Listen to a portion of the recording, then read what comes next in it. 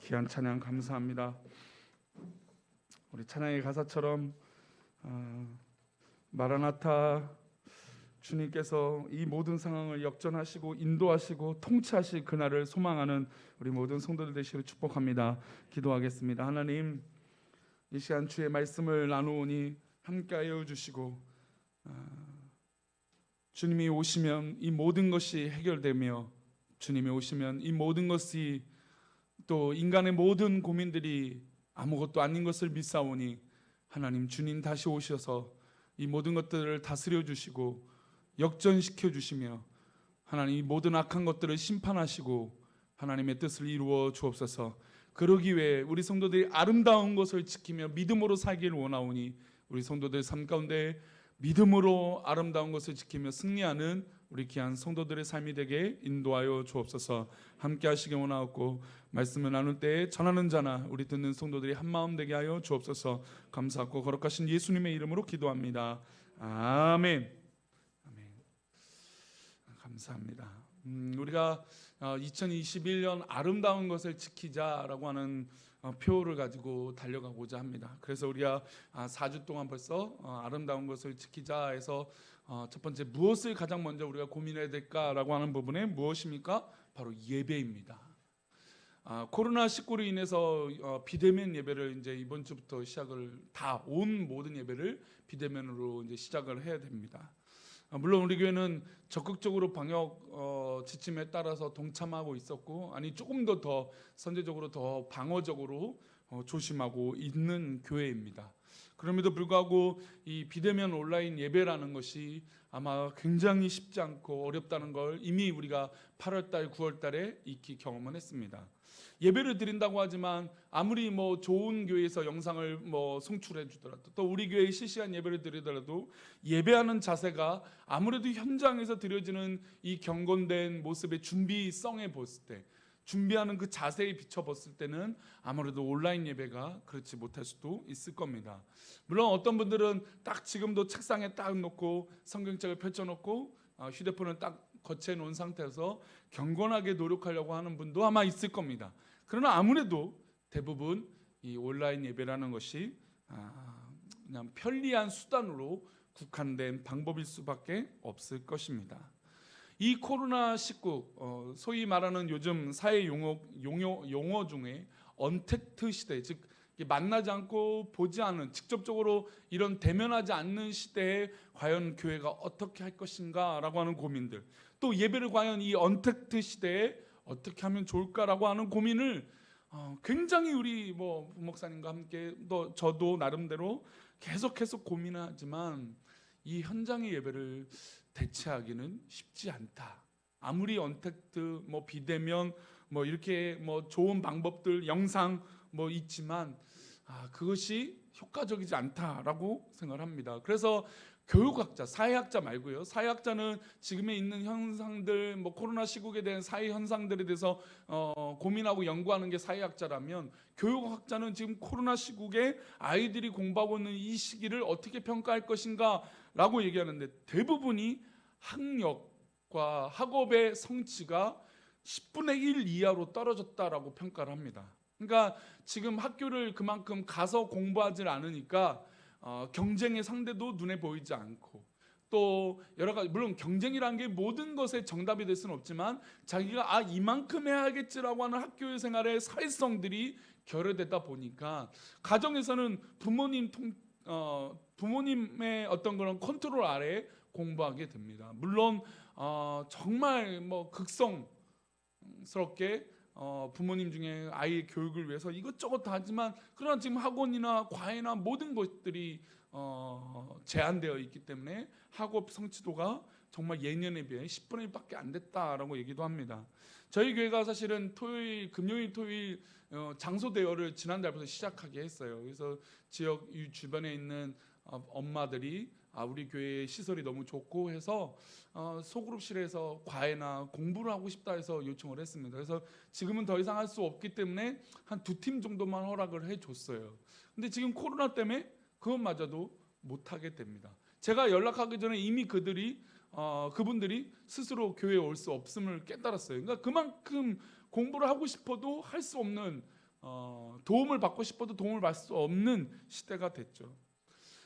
언택트 관련돼서 많은 것들이 발전하고 또 발견되겠지만 우리가 드려지는 이 현장 예배와 대면하는 것을 넘어서기는 쉽지 않을 거라고 생각이 듭니다. 그러면 이렇게 모이지 못하는데 어떻게 우리가 은혜를 유지하고 아름다운 것을 어떻게 지킬 수 있을까라고 하는 것들에 대한 고민이 필요하죠. 그럼 예배를 어떻게 지킬 수 있을까? 우리가 이 예배를 지금 드리지 못하고 현장에 나오지 못하는데 어떻게 지금 가정에서 예배를 지킬 수 있을까라고 하는 고민들을 하게 됩니다. 그래서 오늘 말씀을 통해서 우리의 중심이 과연 어떻게 하나님 앞에 예배자로 설 수 있는가라고 하는 고민을 해보았으면 좋겠습니다. 법궤하면 하나님의 임재를 상징합니다. 근데 이스라엘이 악해져서 엘리 제사장 때 비누아서 홈리의 어떤 그런 범죄, 또 이스라엘 범죄로 인해서 법궤가 빼앗기게 됩니다. 블레셋에 빼앗기게 되죠. 이 법궤는 하나님의 임재를 상징해서 이 법궤가 앞으로 나가기만 하면 전쟁에 승리하고 막 이겼습니다. 예배의 승리는 바로 이것이에요. 온전한 예배와 하나님의 임재는 승리를 상징하는 것인 줄 믿습니다. 온전한 예배자는 다 승리하게 돼요. 아멘. 우리 성도들 지금 각 처소에서 예배할 때 하나님 앞에 온전하게 예배하는 것을 발버둥 치십시오. 그때 하나님 역사하셔서 우리를 승리케 하여 줄 줄 믿습니다. 이스라엘 백성들은 법궤가 그렇게 상징적으로 이기는 것이었어요. 그런데 빼앗겼죠. 사울왕 시대 때 이 법궤를 회복하지 못했어요. 그래서 그 사울왕 이후에 다윗 왕이 오르고 이 법궤가 아직 돌아오지 못함을 깨닫고 돌아오게 만드는 작업을 하게 됩니다. 그래서 다윗이 이 법궤를 가지고 다시 돌아오게 하기 위해서 몇몇 명의 사람들을 모으냐면 3만 명의 사람을 모으게 됩니다. 우리 사무엘하 6장 1절 말씀인데요. 우리 함께 읽어볼까요? 시작. 다윗이 이스라엘에서 뽑은 무리 3만 명을 다시 모으고, 3만 명이라고 하는, 보통 이렇게 하면 전쟁을 준비하게 됩니다. 야, 이제 우리가 전쟁해야 돼. 그러면 보통 뭐 몇천 명, 뭐 만 명. 근데 3만 명이라는 숫자는 어마어마한 숫자죠. 3만 명이라는 숫자는 아마 이스라엘 전 군대라고 하면 군사력과 버금가는 이 숫자의 영역일 것입니다. 근데 다윗이 무엇을 옮기기 위해서 저 많은 사람을 모았습니까? 법궤를 옮기기 위해서 3만 명을 모았습니다. 이 법궤라고 하는 가치가 그만큼 다윗에겐 컸기 때문이에요. 그리고 또 이스라엘 민족에겐 이 법궤라는 의미가 너무너무 놀랍다는 것이죠. 즉, 이 법궤를 제가 지금 예배라고 상징한다면 예배가 그만큼 소중하다는 겁니다. 그래서 다윗은 3만 명이라는 사람을 모으고 이 법궤를 회복하기 위해서 일들을 시작하게 됩니다. 그래서 6장 2절에 이런 말씀이 나와요. 함께 읽겠습니다. 시작. 다윗이 일어나 자기와 함께 있는 모든 사람과 더불어 바알레 유다로 가서 거기서 하나님의 궤를 메어 오려 하니 그 궤는 그룹들 사이에 자정하신 만군의 여호와의 이름으로 불리는 것이라. 아멘. 자, 자기와 함께 있는 사람 3만 명 말고도 모든 사람, 그러니까 이 법궤를 옮기는데 이스라엘 모든 사람들의 마음을 모았다는 의미가 바로 이 구절이에요. 모든 사람들이 이 법궤를 옮기는 것에 집중했습니다. 그러나 우리가 법궤를, 이 사건을 아실 거예요. 우사가 이 소가 날뛰니까 법궤를 잡았던, 그래서 죽었던 장면. 그래서 법궤를 옮길 때는 메어 온다라고 하는 관점을 다 알고 있어요. 그 레위기 말씀 가운데, 하나님 율법 가운데 법궤는 메고 제사장들이 가야 돼요.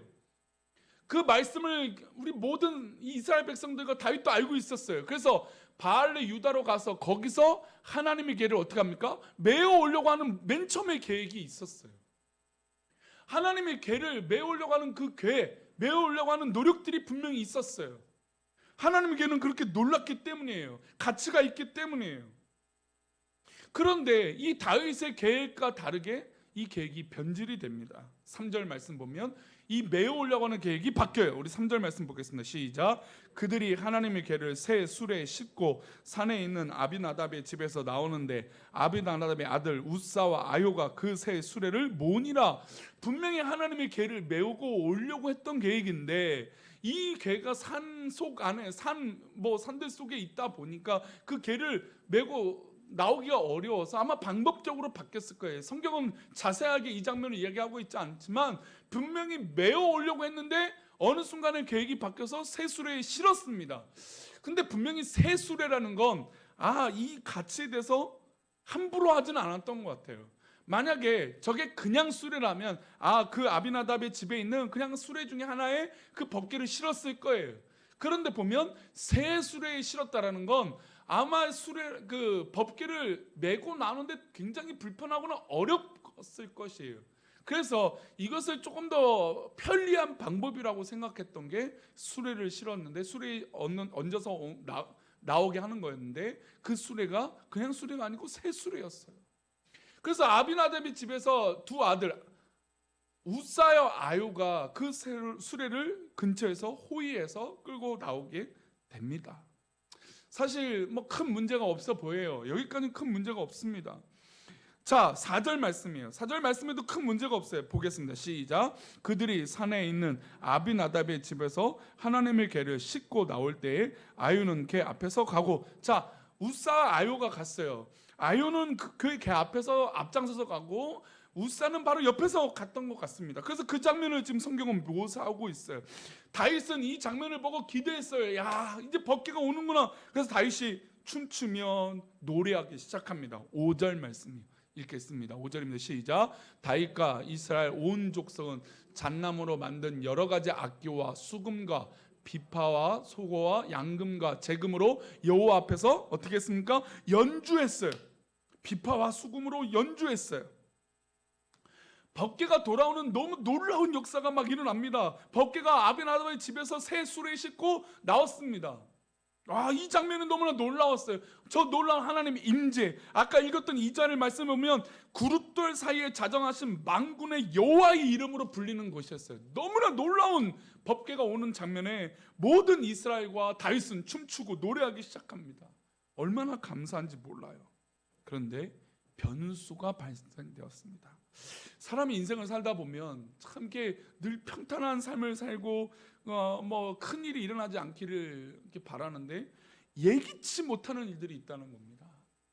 오늘 이 장면에도 예기치 못한 장면이 있어요. 사람들 계획 가운데 새 수레에 싣고 이 법궤를 잘 움직이면 되겠지라고 하는데 변수가 발생돼요. 어떤 변수입니까? 6장 6절이에요.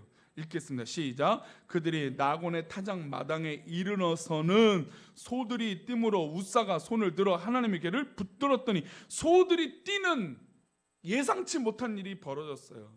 분명히 이 수레에 실었던 건 산 속에서 이 궤를 가지고 나오는, 사실 이스라엘이 뭐 블레셋 지경 그것에 산이 많다라고 보기에는 좀 어려워요. 언덕바지예요. 근데 왜 수레로 바뀌었는지 사실은 참 많이 궁금합니다. 이 장면에서 여러 가지 뭐 해석들이 있겠지만 어쨌든 뭐 편리하기 위해서겠죠. 뭐 법궤를 가지고 나오는데 빠르게 이 법궤를 옮기고 빨리 이스라엘 땅 이 본진으로 예루살렘으로 가지고 나오는 방법으로 선택했는지 모르겠습니다.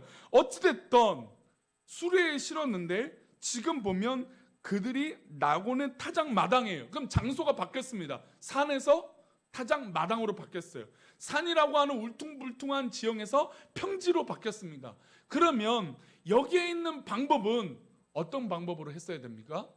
하나님께서 정하신 방법, 하나님께서 하라고 하는 방법, 그 방법은 법궤를 매는 것이었습니다. 아니, 이스라엘 백성들도 이미 알고 있었을 것입니다. 아마 아비나답도 이 사실을 알고 있었을 거예요. 그럼에도 불구하고 합리적인 방법을 찾다가 빠르게 수레에 실어서 이동해서 가져가면 좋겠다라고 하는 뭐 여러 가지 방법으로 생각으로 그 결정을 했을 것입니다. 그런데 산에서 타작 마당으로 이 장소가 바뀌자 소들이 뛰기 시작합니다. 어떻게 보면 하나님께서 여기까지 참고 계셨는지 몰라요. 그래, 니네 그런 마음, 어떤 편리한 방법 다 인정해 줄게. 하나님은 늘 기다리시는 분이거든요. 그런데 마당에 이르는 평지까지 이르러서도 이 사람들의 마음, 그 문제를 발견하지 못했던 거예요. 그러니 변수가 생기는 것이죠. 어떻게 보면 예방한다라고 하는 이 코로나 시국의 이 예방은 우리가 마스크를 쓰고 손을 자주 씻고 또 사람들을 만나지 않는다라고 하는 이 측면이 굉장히 어려운 거지만 근데 굉장히 아무것도 아닙니다. 사실 지금 어린 아이들도 물론 불편하게 여기는 아이들도 있지만 어린 아이들도 바깥에 나갈 때 뭘 써야 되는지 압니까? 마스크를 써야 되는지 알아요. 애기들도 알아요. 그 불편할 텐데, 그게 어려울 텐데, 저도 이전에도 말씀드렸지만 마스크 쓰는 것 자체가 너무너무 어려워. 어려웠어요. 뭐 이전에 황사가 그렇게 심해도 아내가 뭐 마스크를 엄청 준비해 놓고 황사 심하니 목 보호해야 되니 마스크 쓰세요 해도 절대로 안 하고, 그리고 이제 그 얘기가 이제 많이 하다 보면 마스크 안 하면 이게 좀 안 되겠다 싶어서 와이프 말을 듣고 마스크 쓰다가 집 문 밖에 나가자마자 어떻게 합니까? 답답하다라고 또 주머니에 마스크를 넣었어요. 근데 지금은 안 그렇단 말이에요. 사람들이 이 익숙한 이 생활에서 변화되는 게 어렵지, 이 변화하면 아무것도 아니라는 거예요. 다 할 수 있는 것들이에요. 다 들여다볼 수 있는 것이고 아무도 다 그거 모든 것들을 할 수 있는데, 예비하지 못한다는 건 무엇입니까? 할 수 있는데도 못한다는 것이죠. 그것이 문제임에도 불구하고 문제 제기를 하지 않는다는 것이죠. 사람들이 분명히 모두 다 알고 있었어요. 마스크를 써야 된다는 걸 다 알고 있었어요. 근데 마스크를 쓰지 않고 찬양 연습을 해서 교회 안에서 확진자가 드러났어요. 그러면 결국에 누가 욕먹습니까? 하나님이 욕먹잖아요. 전 지금 이 코로나 위기가 교회가 욕먹는 것보다 하나님이 욕먹고 계시는 것 같아요. 너무나 속상해요. 안티크리스찬들, 믿지 않는 사람들이 얼마나 하나님을 조롱하는지 몰라요. 교회를 조롱하고 목사를 조롱하는 거 그럴 수 있어요. 목사가 뭐 인간이니까 뭐 실수하고 넘어지고 뭐 그럴 수 있어요. 근데 이게 지나쳐서 하나님을 조롱하는 이 비기독교인들, 믿지 않는 사람들이 얼마나 하나님을 조롱하는지 몰라요. 얼마나 큰일 날 행동인데, 그런데 그것을 자초하는 사람들이 누굽니까? 바로 믿는 사람들, 우리가 자초한 거잖아요. 마치 지금 이 장면이 그런 장면이에요. 우리가 해야 될 것들이 그렇게 어렵지 않아요. 사실 모두 다 알고 있는 상식적인 면이에요. 그것이 하나님의 말씀이에요. 그 말씀을 지키면 되는 것입니다. 그런데 인간의 방법으로 왜 모르게 타협을 한 것이죠. 우리가 교회를 성장하고 뭐 방법적으로 고민할 때 이렇게 하면 성장하고 저렇게 하면 성장하는 뭐 여러 가지 방법이 있겠죠. 그러나 그 모든 방법에 하나님의 원칙이 세워지기를 축복합니다. 믿음의 삶은 하나님의 원칙이 세워져야 돼요. 하나님의 뜻과 하나님의 말씀의 원칙이 세워지지 않으면 흔들리고 인간적인 편리한 방법으로 타협하게 되는 게 바로 인간의 본성이에요. 지금 이 장면도 너무나 하나님의 말씀을 다 알고 있는데도 불구하고 그냥 수레에 싣고 가고 있잖아요. 아니, 새 수레에 실었으니 얼마나 좋아요. 다 좋다고 얘기했겠죠. 괜찮아요, 좋아요, 할 수 있어요. 그러나 우리가 노라고 말할 수 있는 건 하나님의 방법이 아닐 때라는 것이에요. 나곤타작 마당에 이르러서 소들이 뛰었습니다. 여기서 조금 더 상상할 수 있는 건 소들이 뛰니까 법궤가 막 출렁거렸겠죠. 웃사가 옆에 있다가 얼마나 순발력 좋게 궤를 딱 붙들었어요. 사실 저는 얼마나 임기응변에 뛰어난 사람, 순발력이 좋은 사람 하면 웃사 아닙니까? 상식적으로 생각했을 때 웃사가 잘한 행동이라고 할 수 있잖아요. 법궤를 딱 손대서 넘어지지 않게, 땅에 떨어지는 게 더 큰 일이니까, 망가지고 손상되는 게 법궤가 더 큰 일이니까 손을 붙들어서 딱 대는 게 더 중요한 일 아니겠습니까? 근데 하나님께서는 애초부터 이 방법이 원치 않았던 방법이에요. 웃사가 그 궤를 붙들었어요. 그랬더니 어떤 일이 벌어졌습니까? 7절 말씀입니다. 함께 읽겠습니다. 7절입니다. 시작. 여호와 하나님이 웃사가 잘못함으로 말미암아 진노하사 그를 그곳에서 치시니 그가 거기 하나님의 궤 곁에서 죽으니라. 참담한 일이 벌어졌어요. 한 사람이 죽었습니다. 사실 웃사가 죽은 건 이스라엘의 잘못의 죽음이 상징성이라고 얘기할 수 있어요. 어쨌든 웃사도 죽었습니다. 근데 여기서 이스라엘 민족의 잘못된 방법, 법궤를 메고 와야 되는데 들고 왔다, 그러니까 싣고 왔다라고 하는 이 장면, 메고 와야 되는데 싣고 왔다는 장면으로 웃사가 대표로 죽는 건 웃사가 억울하겠습니까? 안 억울하겠습니까? 억울하죠.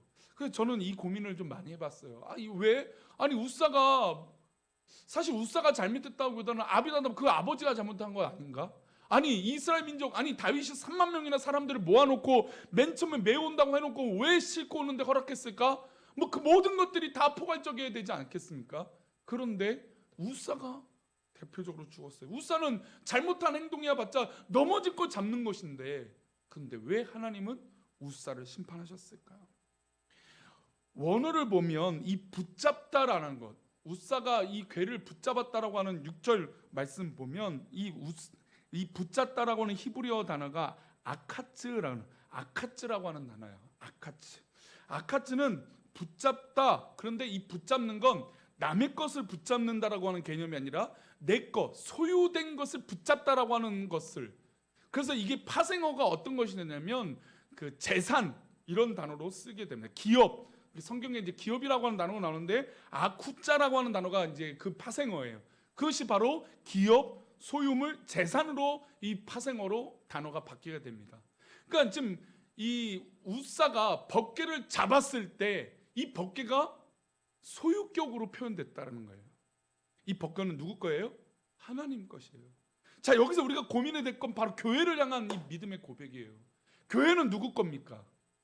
하나님의 것이에요. 그래서 우리가 교회 안에서 신앙생활한다는 건 철저하게 하나님의 뜻에 근거해서 살 수 있도록 노력하고 힘쓰는 것이어야 돼요. 그런데 우사와 아비나답은 법궤가 집에 있다 보니까 어떻게 될까요? 편해진 거예요. 익숙해진 것이죠. 늘 내 집에 있었던 물건 중에 하나, 하나님의 임재가 있어서 축복을 받았던 그 귀한 법궤. 근데 그 법궤가 오랜 시간 동안 함께 하다 보니까 너무나 익숙해졌다라는 겁니다. 그래서 법궤가 흔들려서 넘어질 때 똑 손을 붙잡은 건 내 거예요, 내 거. 내 거 붙잡는 듯이. 사실 우리 교회 역사를 뒤돌아보면 교회가 왜 문제가 있었습니까? 교회를 사유화했기 때문이에요.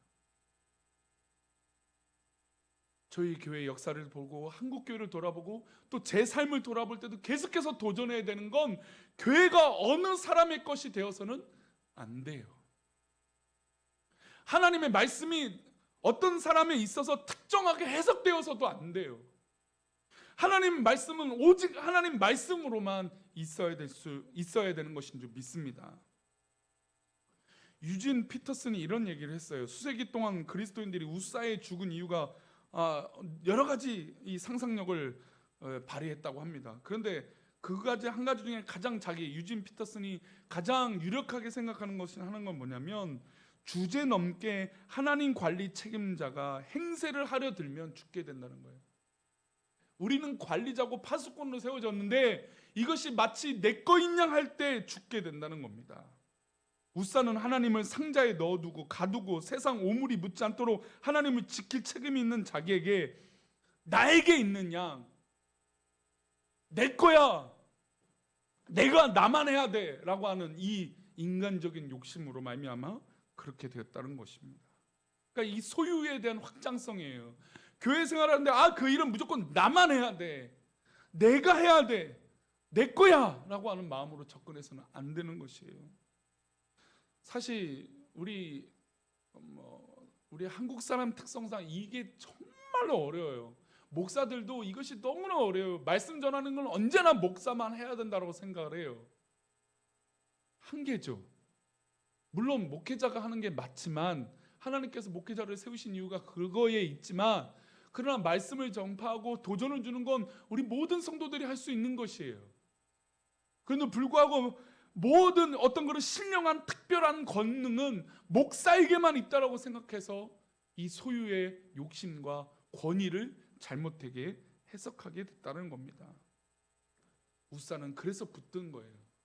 잘못된 방법으로 수레에 싣기도 했지만 우사의 마음의 한켠에 익숙한 교회 물건처럼 그렇게 함부로 대했다는 겁니다. 그래서 이재철 목사님이 그런 얘기를 했습니다. 이런 시국에 우리가 어떤 자세로 해야 되느냐. 우리가 이제 말씀을 보면 이 말씀이 나와요. 8절 말씀 보겠습니다. 8절 말씀, 6.8절 말씀. 사무엘하 6.8절입니다. 제가 읽어볼게요. 여호와께서 우사를 치심으로 다윗이 분하여 그곳을 베레스 우사라 부르니 그 이름이 오늘까지 이르니라. 베레스 우사, 그러니까 베레스 우사라는 건 무슨 뜻이냐면 하나님께서 우사를 치셨다라는 거예요. 그래서 이재철 목사님이 이 장면을 가지고 신앙인은 계속해서 질문을 던져야 된대요. 내가 사랑하는 것, 내가 하는 행동으로 말미암아 하나님이 나를 치신다. 하나님이 주인이 아닌 것을 내 행세하다가 하나님이 나를 베레스 우사 하신다. 하나님이 나를 치신다라고 하는 날마다의 각오와 열심이 없어서는 안 된다는 겁니다. 성도들이 열심히 있어야 된다면, 성도들이 최선을 다해서 신앙생활을 해야 된다면 날마다 이 질문을 해야 된다는 거예요. 하나님이 나에게 베레스 우사 하실 수 있다. 하나님이 나를 치실 수 있다. 베레스 우사가 자기의 이름을 넣으면 베레스 인수하면 되는 거예요. 하나님이 나를 치실 수 있다라는 것, 늘 그 각오를 가지고 하나님의 방법이 아닌 다른 방법으로 해서는 안 된다라고 하는 결심이에요. 예배는 바로 여기에 있습니다. 제가 서론에 말씀드렸던 이 언택트 시대에 현장에서 나오는 이 예배를 집에서 가정에서 온라인 예배로 한다는 게 쉽지 않지만 우리의 중심은 바로 여기에 있어야 돼요. 하나님의 마음으로 하나님의 중심으로 예배할 때 이 예배가 더욱더 소중하고 하나님 방법으로 예배할기에 하나님께서 기뻐 받아주실 줄 믿습니다. 그러나 이 예배의 방법들을 인간적인 방법으로 인간적인 중심으로 해석하고 변질했을 때 그 예배를 하나님께서 기뻐 받으실 수 없다라는 것이죠. 그래서 이 방송을 들으시면서 각 가정에서나 어디서나 예배하실 때마다 오늘의 말씀이 임해서 그 말씀이 전달되어져서 예배를 드릴 때마다 우리의 중심이, 우리의 믿음의 자세가 하나님 앞에 흔들리지 않고 있는지, 타협하고 적당히 인간적인 방법으로 하고 있는 것인지 아닌지 돌아봐야 될 줄 믿습니다. 저는 마지막으로 그 고민을 합니다. 이제 다시 돌아가서 우사가 아비나답이 쉽게 선택한 새 술에 담는 행위, 사실 한국교회가 이런 부분에서 많이 놓쳤던 거예요. 우리 한국 성도들이 많은 부분에서 이 부분을 놓친 거예요. 쉽게 생각했던 그런 방법들, 편리했던 그 방법들, 불편한데 쉽게 해야지. 저도 습관적으로 편리한 삶을 사는 걸 좋아해요. 쉬운 삶을 좋아하지 어려운 삶을 좋아하진 않아요. 성향이 그래요. 이제 그러다 보니 신앙도 자꾸 정확한 것을 행동하기보다 쉽게 하려고 해요. 그러다 보면 문제가 생기죠. 코로나 위기가 바로 저는 이것을 깨닫게 해주신다고 믿어요. 별거 아닌 식사 자리, 별거 아닌, 또 이 말씀 드리니까 또 지난주 중에 식사하는 분들 또 찔려갖고 목사님 나에게 꼭 그런 말씀 하십니까? 고개를 숙이신 분들, 그래서 얘기 드린 게 아니에요. 우리가 쉽게라고 생각하는 그 부분에 하나님은 쉽지 않을 수도 있다는 것을 우리는 기억해야 됩니다. 우리가 아무것도 아니라고 하는 생각하는 그 순간에 하나님은 그것이 아무것도 아니라 너무나 귀한 것으로 여기실 수도 있다는 겁니다. 그러니 우리 사랑하는 성도님들, 믿음의 사람은 한 번 더 생각해야 되는 건 바로 여기 있어요. 하나님, 이거 하나님께서 기뻐하시는 것인가요? 하나님, 이것은 하나님께서 영광 받으시는 것인가요? 하나님, 내가 지금 이 온라인 예배를 드리고 있는데 이 예배 가운데 하나님 함께 하시죠? 라고 묻고자 하는 그 자세가 있을 때 우리의 삶의 모든 모습이 하나님 기뻐하시는, 그래서 결국에 이 법궤가 예루살렘에 돌아 온 성도들이 춤추며 예배했던 그 기쁨이 우리 한국교회에 다시 한번 회복되어지고 우리 사랑하는 우리 교회 회복되어질 줄 믿습니다. 춤추고 정말 축제가 되어지는 예배, 그 날이 속히 임하게 될 줄 믿습니다. 그러기 위해서 아름다운 것을 지킵시다. 아름다운 예배를 소중하게 여기고 지켜나가는 우리 모든 지체들, 우리 사랑하는 우리 교회 식구들 되시기를 축원합니다. 아멘. 우리 아까 찬양했던 나 무엇과도 주님을 바꾸지 않으리 찬양하겠습니다.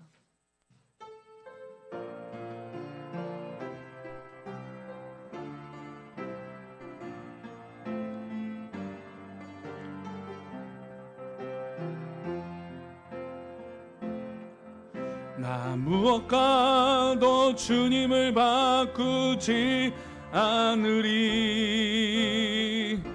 다른 어떤 은혜 구하지 않으리, 오직 주님만이 내 삶의 도움이시니 주의 얼굴 보기 원합니다.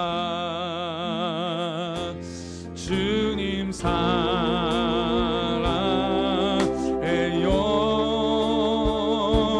온 맘과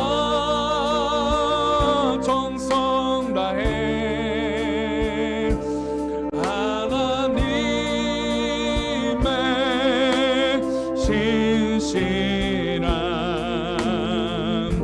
친구 되기 주님 사랑합니다. 주님 사랑해요.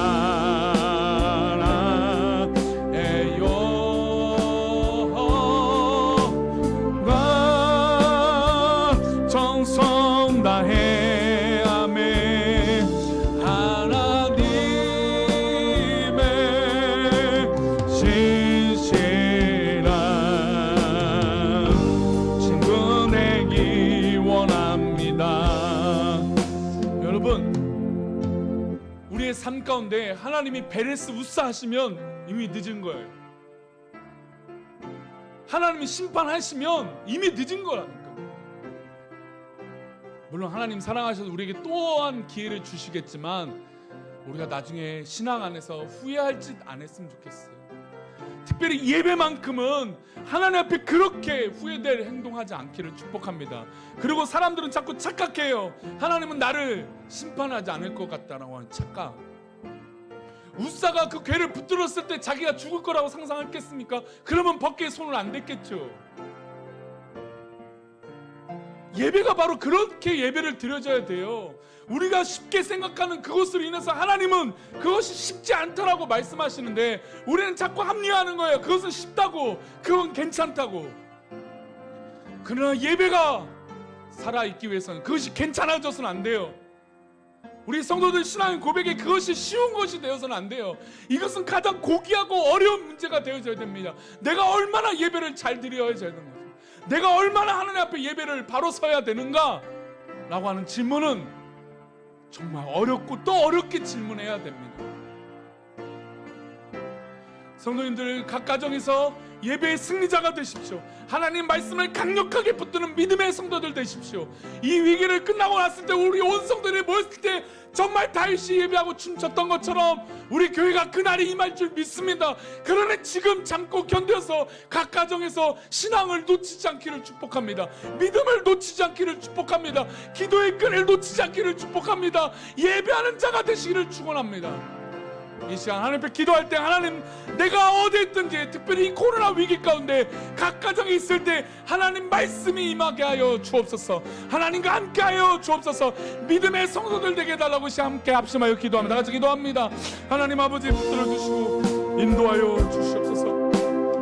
우리 사랑하는 우리 교회 성도들, 하나님 각 가정에 임하여 주셔서 우리 성도들이 더욱더 강력하게 하나님을 부르짖고 더 강하게 하나님을 의지하며 나아가는 믿음의 성도들에게 인도하여 주옵소서. 우리의 삶을 붙잡아 주시고 하나님 기뻐하시는 역사로 인도하심으로 하나님 그것을 경험하는 믿음의 성도들에게 도와 주옵소서. 하나님 우리 성도들을 붙잡아 주셔서 하나님의 모든 위기 가운데 어려움 당하지 않게 해주시고 곡해하지 않게 해주시고 오해 생기지 않게 하여 아버지 붙잡아 주옵소서. 아버지 인도하여 주옵소서. 아버지 우리 성도들 이 믿음에 이 시기에 아무도 아프지 않고 아무도 어려움 당하지 않게 하여 주시옵소서. 아버지 붙잡아 아버지 믿습니다. 아버지 할까요? 아버지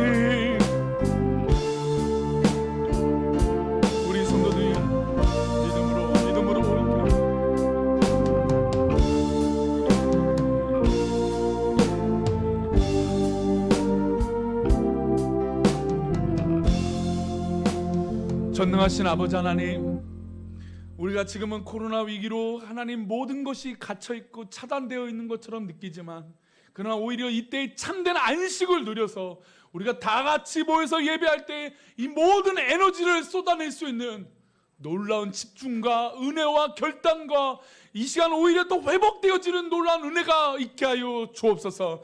우리 성도들 각 가정에서 예배할 때 말씀을 묵상할 때 하나님 위로하여 주셔서 아무도 우울증에 사로잡히지 않게 해주시고 아무도 아프지 않게 하여 주시고 아무도 이 어려울 때 마음이 빼앗기지 않도록 하나님 강한 손으로 우리 성도들을 붙잡아 주셔서 우리가 모여서 예배하고 또 복음을 전파하는 그때에 하나님 춤추며 복음을 전파하게 하시고 춤추며 예배하게 하여 주시고 춤추며 우리의 모든 소망을 하나님 앞에 두게 하여 주시옵소서. 우리가 비록 온라인 예배를 드리지만 이 온라인 예배가 함부로 가볍게 여기지 않게 하여 주시고 귀하고 복되고 믿음으로 이 모든 것으로 말씀으로 있게 하여 주옵소서. 우리 성도들 그렇게 인도하여 주시고 붙잡아 주실 것을 믿사오며 거룩하신 예수 그리스도 이름으로 기도 올려옵나이다. 아멘. 이제는 우리 주 예수 그리스도의 은혜와 아버지 하나님의 크신 사랑과 성령님의 감화감동 위로 교통하심이 오늘 말씀을 듣고 우리 예배가 하나님 얼마나 귀하고 하나님께서 기뻐하신 것인지 깨닫는 우리 성도들이 인간의 방법으로 예배하는 것이 아니라 하나님 기뻐하시는 방법으로 하나님 원하시는 것으로 서려고 하는 우리 귀한 성도들의 고백이 되어 날마다 나에게 베레스 우사할 수 있다는 하나님의 경고의 심판에 엎드려 이제 내가 하나님 앞에 바로 서고자 고백하는 우리 모든 성도들의 그 고백 위에 가정과 사업터 위에 자녀들 위에 우리 부모님들 위에 모든 이 땅과 이 지경 위에 특별히 이 코로나 위기 가운데 우리 모든 성도들의 사업장과 직장 위에 또 우리 자녀들의 앞날 위에 이제로부터 영원까지 함께 계시기를 간절히 축원합나이다. 아멘.